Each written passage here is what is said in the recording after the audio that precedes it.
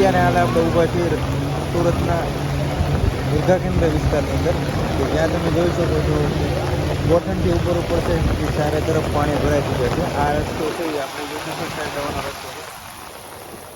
આ રસ્તો છે એ સતનારાયણ સાઈડ જાય છે. આ તમે જોઈ શકો છો આ જે આપણે છે એ લાભેશ્વર ચોક બાજુ રસ્તો છે. તો અહીંયા તમે જોઈ શકો છો કે વાહન ચાલકો પણ બહુ ખૂબ જ પરેશાન થઈ ગયા છે. સાથે જ તે અત્યારે વરસાદ પણ ખૂબ જોરદાર આવી રહ્યો છે. તમે જોઈ શકો છો કંઈક ને કંઈક અહીંયા લાગે છે કે તંત્રના પાપે દર વર્ષે આની આ સમસ્યા છે એ આવીને સર્જાઈને ઊભી રહી છે. ત્યારે આપણે ખાસ તો અત્યારે તમે જોઈ શકો છો કે વરસાદ પણ એટલો જોરદાર પડી રહ્યો છે. અહીંયા ગોઠણથી ઉપર છે પાણી પણ ભરાવાનું શરૂ થઈ ગયું છે.